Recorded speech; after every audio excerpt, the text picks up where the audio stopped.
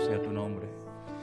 Gracias, Señor, en esta tarde por este privilegio que nos das de poder reunirnos, de adorar y glorificar tu nombre, Señor. Pedimos que tú nos ministres y nos hables en esta tarde, Señor, a través de tu preciosa y bendita palabra, Señor. Gracias por esta nueva oportunidad.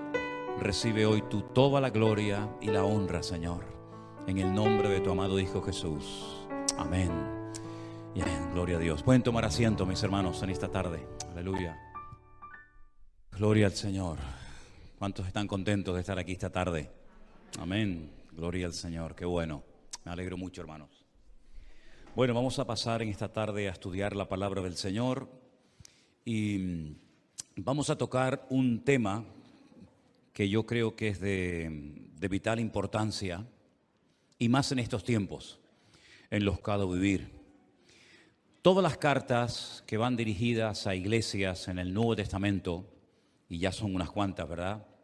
Carta de Pablo a los Corintios, a los Romanos, a los Efesios, a los Filipenses, luego los 7 mensajes que tenemos en el libro de Apocalipsis, a las famosas 7 iglesias, ¿verdad? De todas y de cada una de estas iglesias, estos mensajes que reciben, podemos aprender muchas cosas.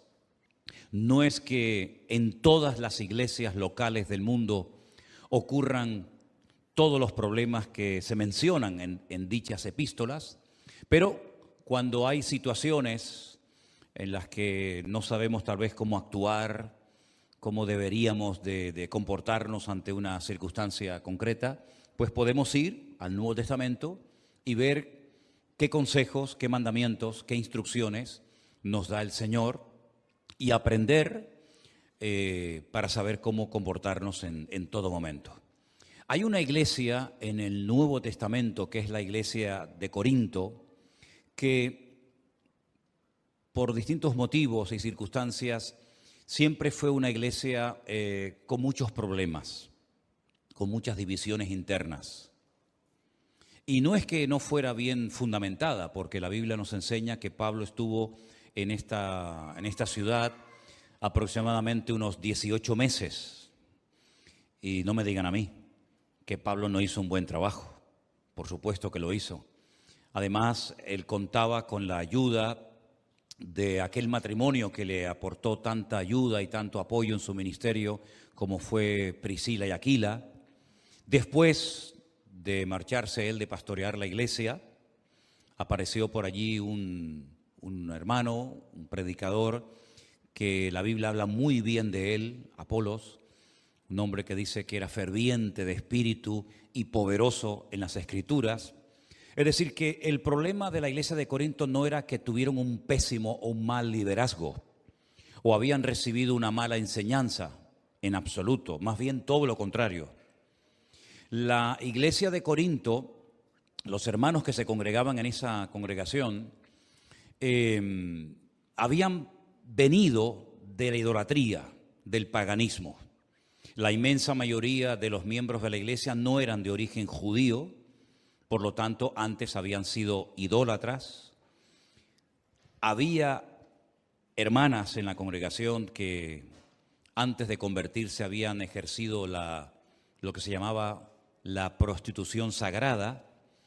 De ahí que Pablo a esa iglesia le diga a las mujeres que se pongan un velo, que se cubran la cabeza, porque la señal de que una mujer en Corinto, en algunos templos estaba o había practicado la prostitución, es que se rapaban el pelo.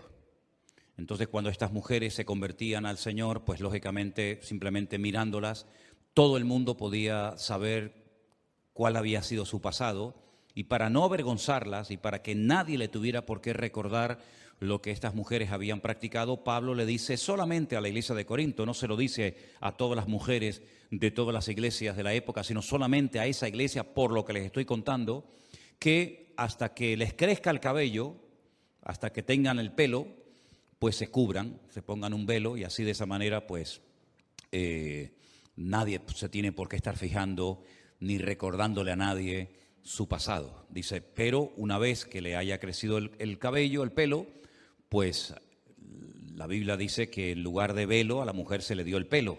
Por lo tanto, ya no tenía necesidad de de cubrirse. Todo lo que salga de ese contexto, pues no tiene ningún sentido, ¿no? Y menos hoy en día. Pero aparte de este tema, había muchos problemas en la iglesia local de Corinto. La Santa Cena, lo que se conoce en aquel tiempo como una especie de ágape, una especie de fiesta, de celebración, pues también había problemas porque no era como nosotros hoy en día, que le repartimos a cada uno su copita y su trozo de pan, sino que se hacían unos banquetes, se hacían unas fiestas, unas celebraciones tremendas en las iglesias, y había gente pudiente, gente con dinero, con recursos, que llevaba mucha comida, mucha bebida a los lugares donde se reunían, y otros hermanos menos pudientes, pues no llevaban prácticamente casi nada. Incluso llegaron, en algunas ocasiones, algunas personas, miembros de la iglesia de Corinto, a embriagarse, a emborracharse dentro de los cultos, dentro de la iglesia. Y otros tantos problemas. Seguramente Pablo le escribió a la iglesia de Corinto más de una carta. Nosotros solamente tenemos 2 en el Nuevo Testamento.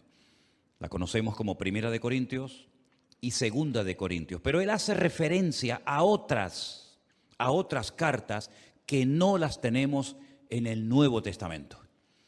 Pero las 2 cartas que tenemos nos van a dar mucha información sobre el estado espiritual de dicha congregación. Quiero invitarles, por favor, si han traído su Biblia en esta tarde, que vayan abriendo en Primera de Corintios el capítulo 3.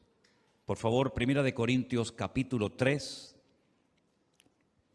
Vamos a analizar algunas características de esta iglesia, y mientras estoy exponiendo el tema de esta tarde, que lo hemos titulado Cristianos Carnales, usted pregúntese a sí mismo si usted cumple con estas características o no. Espero que no. Voy a comenzar a leer a partir del versículo 1. Primera de Corintios capítulo 3, a partir del versículo 1 en adelante. La palabra del Señor dice así: de manera que yo, hermanos, no pude hablaros como a espirituales, sino como a carnales, como a niños en Cristo. Os di a beber leche y no vianda, porque aún no erais capaces, ni sois capaces todavía. Porque aún sois carnales, pues habiendo entre vosotros celos, contiendas y disensiones, ¿no sois carnales y andáis como hombres? Porque diciendo el uno, yo ciertamente soy de Pablo, y el otro, yo soy de Apolos, ¿no sois carnales? ¿Qué pues es Pablo y qué es Apolos? Servidores por medio de los cuales habéis creído, y eso según lo que a cada uno concedió el Señor. Versículo 6, yo planté, Apolos regó, pero el crecimiento lo ha dado Dios. Así que ni el que planta es algo, ni el que riega, sino Dios que da el crecimiento. Y el que planta y el que riega son una misma cosa, aunque cada uno recibirá su recompensa conforme a su labor. Porque nosotros somos colaboradores de Dios y vosotros sois labranza de Dios, edificio de Dios. Conforme a la gracia de Dios que me ha sido dada, yo como perito arquitecto puse el fundamento y otro edifica encima, pero cada uno mire cómo sobreedifica, porque nadie puede poner otro fundamento que el que está puesto, el cual es Jesucristo. ¿Cuántos dicen amén? Gloria a Dios. Pablo, lógicamente, cuando le escribe esta carta a la iglesia, no está en la iglesia. Si no, no tendría ningún sentido escribirle una carta a una iglesia estando él presente. Pablo ya está en otra población. Pablo tenía la costumbre de establecer iglesias, nombrar pastores y ir recorriendo diferentes zonas, diferentes lugares, pues para seguir estableciendo iglesias y extendiendo la palabra del Señor. Le llega un informe a Pablo procedente de una familia donde le informan, donde le dicen que en la iglesia de Corinto han surgido una serie de divisiones internas, que la iglesia no anda bien, hablando claramente. Entonces Pablo les escribe una carta que podría ser la segunda que les escribe, y la segunda sería la tercera, ¿verdad? Y una de las cosas que el apóstol Pablo destaca en este mensaje del capítulo 3 es que él está hablando a creyentes. En el versículo 1, cuando dice, de manera que yo, hermanos, esa expresión, esa palabra hermanos, Pablo la utiliza única y exclusivamente para hablarle a creyentes. No es una palabra que Pablo utiliza para dirigirse a todo el mundo. No, cuando él habla de hermanos, habla de gente convertida. Habla de miembros de la iglesia de Corinto. No habla a la gente de la calle que no conocen el evangelio ni han tenido un encuentro personal con Cristo. Cuando él dice hermanos, se está dirigiendo a los miembros de la congregación, los que han entendido el evangelio, los que ya llevan tiempo congregándose en esa iglesia. Por lo tanto, esto es muy importante, porque lo que a continuación les va a decir Pablo va dirigido única y exclusivamente a creyentes, no a inconversos. No a gente que no ha entendido el evangelio, sino a creyentes, cristianos, seguidores de Cristo. Y a esos hermanos de esa iglesia les dice, yo no pude hablaros como a espirituales, sino como a carnales, como a niños en Cristo. Si os dais cuenta, Pablo habla de dos tipos de creyentes. Creyentes que los llama él espirituales y creyentes que los llama, como dice aquí, carnales. Y también utiliza la palabra o la expresión niños en Cristo. Busqué la palabra carnales. Saben que el Nuevo Testamento se escribió en griego. Y la palabra que utiliza Pablo cuando habla de carnales es esta que veis ahí en la pantalla. Sarquicos. Y la traducción literal de esa palabra sería mundanos. Mundanos. Es decir, no se estaban comportando los hermanos, los cristianos, los creyentes de la iglesia de Corinto como creyentes, sino como auténticos mundanos, carnales, dice aquí esta versión Reina Valera. En otras palabras, el mundo todavía domina vuestro comportamiento, el mundo todavía domina vuestra forma de hablar, vuestra forma de comportaros, etcétera, etcétera. Claro, la pregunta que nos hacemos a estas alturas, ¿no?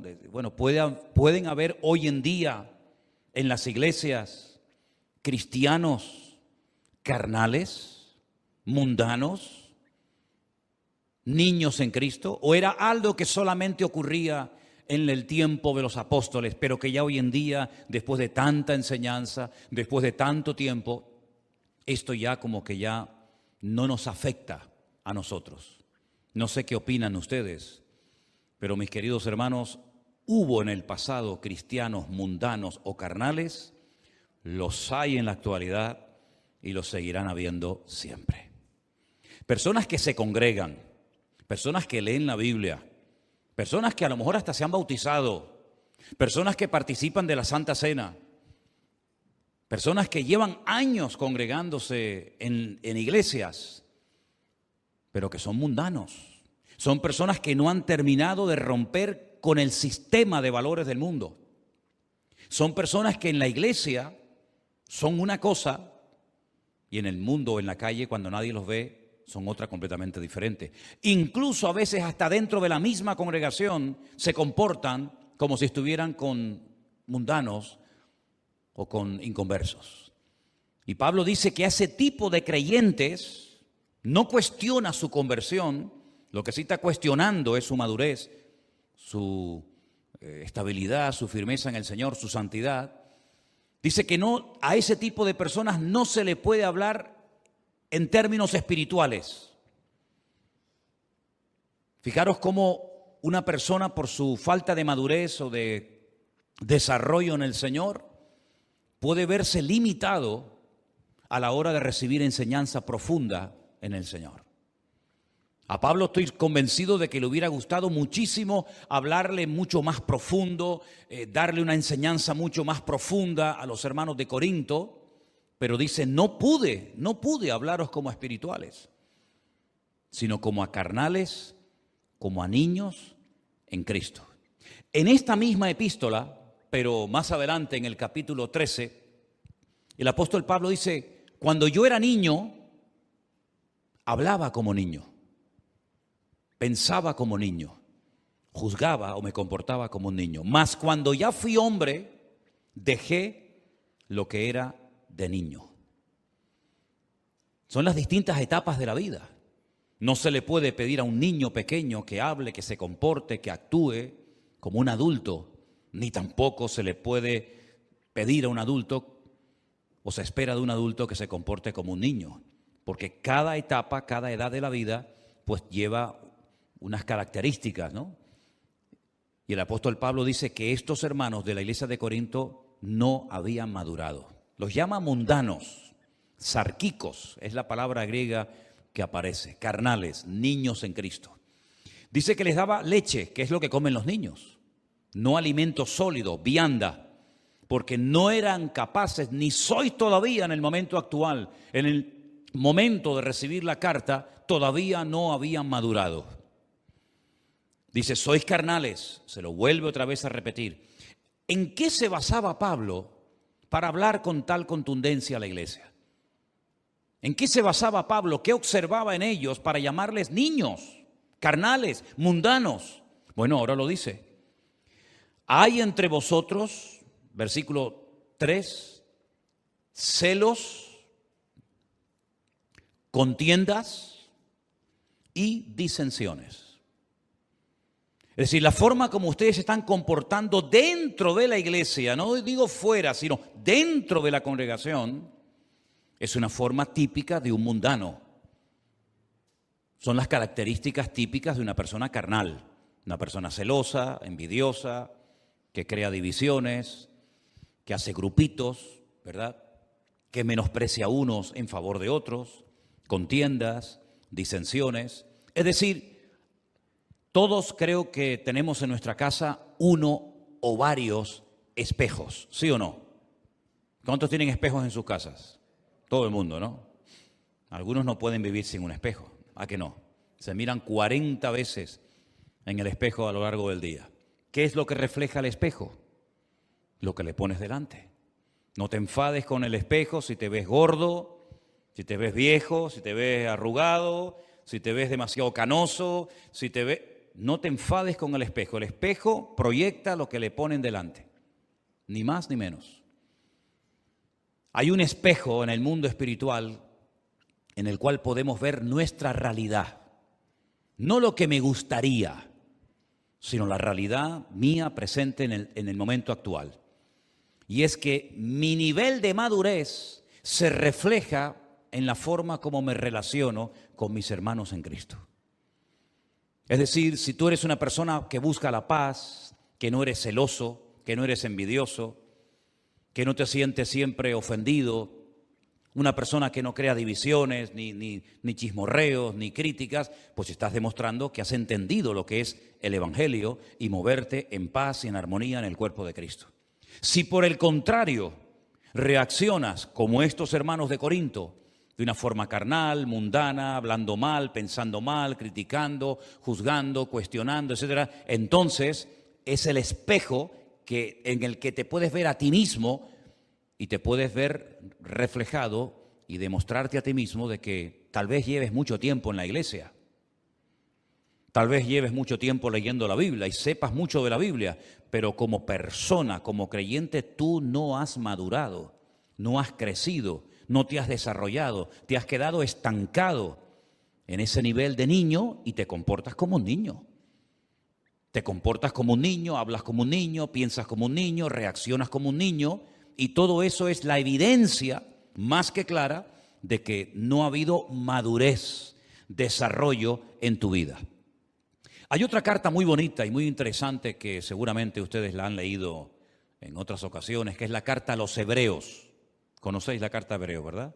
No se sabe exactamente quién la escribió, hay muchas opiniones, eso es lo de menos. Pero hay una parte en esa carta en la que el autor dice, debiendo ser ya maestros. Un maestro es una persona que enseña, Un maestro es una persona que tiene algo que compartir y enseñar a los demás. Dice, debiendo ser ya maestros después de tanto tiempo, todavía tenéis necesidad de leche y no de alimento sólido, porque sois inexpertos en la palabra de Dios. Fijaros que no solamente era un problema de los corintios, era también un problema de los gálatas, y un problema de los tesalonicenses, y un problema de los romanos, y un problema que ha habido siempre a lo largo de la historia. Iglesias, creyentes que no crecen, que se quedan raquíticos, anoréxicos, espiritualmente hablando, y que pasa el tiempo, pero están siempre igual o peor. Y esta es la triste realidad de la iglesia de Corinto. Pablo no la oculta. Pablo no dice, bueno, hermanos, no pasa nada.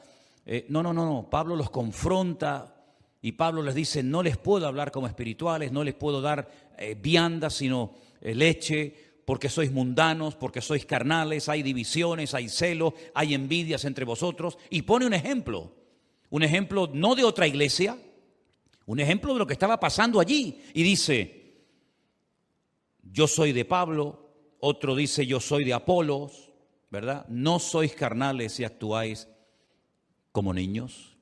Y Pablo dice, nosotros, los predicadores, los pastores que hemos estado ministrando en esa iglesia, dice, nosotros somos servidores por medio de los cuales habéis creído. Y eso según lo que a cada uno concedió el Señor. Más adelante en el versículo 9 dice, nosotros somos colaboradores de Dios y vosotros sois labranza de Dios, edificio de Dios, colaboradores, servidores, instrumentos al fin y al cabo, y ellos lo que estaban haciendo es seguir al instrumento en vez de seguir al Dios que usaba el instrumento. Es como si terminamos adorando, no sé, el martillo, el destornillador o cualquier otra herramienta y no nos damos cuenta de que detrás de ese instrumento, detrás de esa herramienta, hay una mano, hay una persona con nombre, con apellido. Exactamente igual ocurre en la obra de Dios. Dios puede utilizar mucho a un hombre, Dios puede utilizar mucho a una persona a la hora de predicar, a la hora de enseñar, a la hora de fundar una iglesia, a la hora de hacer muchas cosas, pero detrás de ese instrumento, detrás de esa persona de carne y hueso está el Señor, que es al que tenemos que seguir, honrar y adorar, y no al instrumento que Dios está utilizando. Amén, hermanos. Yo he hecho una pequeña lista de 10 características de los cristianos carnales, de los niños en Cristo.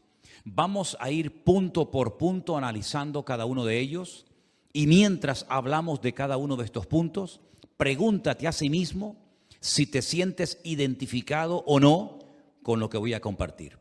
Característica número 1 de los cristianos carnales poco desarrollados o nada desarrollados en Cristo.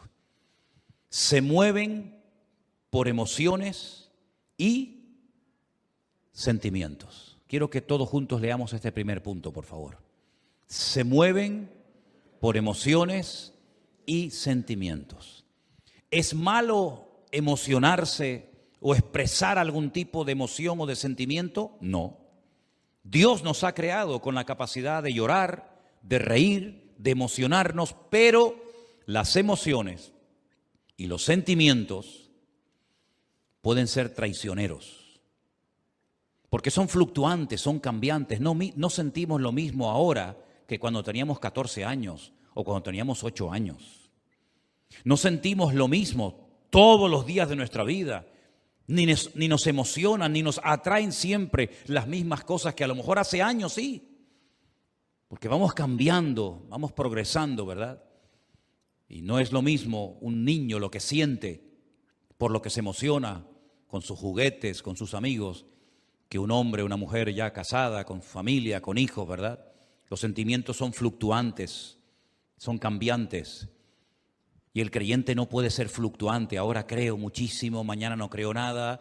Ahora leo muchísimo la palabra de Dios, mañana no quiero saber nada de la Biblia. Ahora voy a la iglesia y amo al Señor y quiero servir al Señor. Dentro de 15 o 20 días ya no me quiero congregar más porque no me hablaron, no me saludaron, no me llamaron, no sé qué, no sé cuánto. Eso es el peligro de dejarse llevar o guiar o pastorear por sentimientos y por emociones. Y este tipo de creyentes poco maduros, poco estables, poco o nada firmes en el Señor, son gente emocional.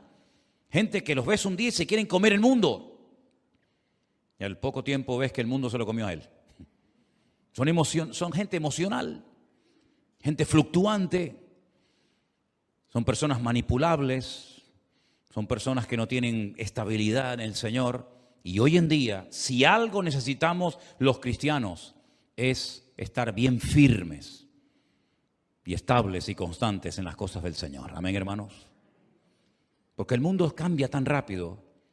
La vida que estamos llevando hoy en día, hace poco tiempo atrás, era completamente diferente. Y la vida cambia continuamente, pero el Señor permanece para siempre, porque Él es el mismo ayer, hoy y para siempre. ¿Cuántos dicen amén? Segunda característica de los niños en Cristo, de los cristianos carnales, no aceptan un no por respuesta, ni de Dios ni del hombre. Siempre quieren salirse con la suya, como los niños, ¿verdad? Como le digas al niño, no hay más caramelos. Tercera Guerra Mundial. Se te tira al suelo. Bueno, los nuestros no, porque son santos, ¿no? Pero a veces vemos por ahí cada escena que yo digo, madre mía, increíble. Y al final la madre cede y le dice, bueno, toma, para que se calle. Ya ganó el mocoso. Cuando tenga unos cuantos años más, te va a pasar factura el no haberte sabido posicionar y mantener el no. No dice la Biblia, sea vuestro no, no, y vuestro sí, sí, pues por algo lo dirá la Biblia, ¿verdad? No aceptan un no por respuesta, siempre se quieren salir con la suya. Dice, no, eso no se puede hacer, hermano. Ya se enfadan, ya se ponen con la cara larga, ya les cambia el semblante, como a Caín, ¿se acuerdan? Dice que a Caín le cambió el semblante porque no aceptan un no. Ni de parte del pastor, ni de parte del padre, ni de parte de la madre, ni de parte de Dios, ni de parte de nadie. Porque son caprichosos, consentidos. ¿Y qué dice el libro de Proverbios? Que el niño consentido avergonzará a su padre y a su madre. Y el cristiano carnal es una persona que siempre se quiere salir con la suya. Yo quiero esto, yo quiero esto, yo quiero esto. Y si no me lo dan, pues me voy a otra iglesia donde sí me lo van a dar. Nada más entrar sin conocerme de nada. Tremendo, ¿no? Tercera característica, hacen las cosas para ser vistos, generalmente. No pueden pasar desapercibidos, no saben estar quietos, no saben estar ahí sentaditos. Siempre tienen que salir en todas las fotografías. El yo siempre está por delante. Yo no sé qué, yo no sé cuánto, el yo y el yo. ¿Y qué dijo el apóstol Pablo hablando del ego o del yo? Ya no vivo yo, mas vive Cristo en mí. El niño siempre quiere controlar la conversación, dónde están los abuelos, dónde está la tía, dónde están los hermanos. El niño siempre quiere llamar la atención. Y el niño en Cristo es exactamente igual. Cuarto lugar, el niño en Cristo, la persona inmadura en Dios, se ofende fácilmente. ¿Saben por qué? Porque espera recibir de la gente algo y cuando no lo recibe se ofende. ¿Cuántas veces yo les he enseñado y les he dicho, hermano, escúcheme bien, si usted no se quiere sentir ofendido, nunca, no espere nada de nadie. Como usted espere algo, lo que sea, de alguien y no se lo da, no lo recibe, se va a sentir mal. No espere nada de nadie, pero de Dios espere lo que el Señor tenga preparado para usted. Pero el niño en Cristo, la persona inmadura, se ofende cuando no cuentan con él, cuando no le hablan, cuando no sé qué, porque son personas que siempre intentan destacar por encima de los demás. No saben pasar desapercibidos y cuando se les dice que esperen o que oren o que busquen al Señor y que no se precipiten, que no actúen precipitadamente por impulsos, por emociones o sentimientos, se ofenden. Algo que también hemos leído en esta tarde, punto número 5, es que son celosos.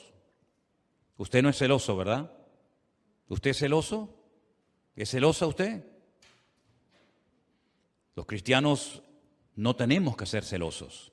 Si Dios usa a este hermano más que a mí, yo me voy a gozar de que el Señor esté usando a mi hermano más que a mí. Y si el Señor bendice y prospera más a mi hermano que a mí, yo me voy a gozar con la bendición de mi hermano y no voy a tener celos ni envidia de él, sino más bien todo lo contrario. Pero son celosos porque tienen miedo a perder su posición, tienen miedo a perder su sitio. Uy, y si viene alguien que canta mejor que yo, y si viene alguien que toca mejor que yo, y si viene otra persona que lleva menos tiempo que yo en la iglesia o en la escuela dominical o en el culto de jóvenes o donde sea, y resulta que me quita el puesto, como si en la iglesia tuviéramos puestos. El único que tiene su puesto y su lugar garantizado es nuestro Dios. ¿Cuántos dicen amén? Porque algo muy importante que he aprendido en el reino de Dios, que no hay nadie imprescindible. Pero el creyente inmaduro, el niño en Cristo, el mundano, el carnal, se siente imprescindible. Y el Señor nos ha mostrado 1000 veces que en la iglesia de Cristo no hay nadie imprescindible. ¿Cuántos dicen amén? Se murió Pablo, el apóstol Pablo, una tremenda pérdida. Seguramente muchos hermanos lamentaron que lo ejecutaran en Roma. ¿Qué va a pasar ahora? Nada. La iglesia siguió adelante. Y murió Juan y Santiago y Timoteo. Y murieron todos los apóstoles de Cristo. ¿Y qué pasó con la iglesia? Siguió adelante, no pasó nada. Y vinieron persecuciones y vinieron herejías.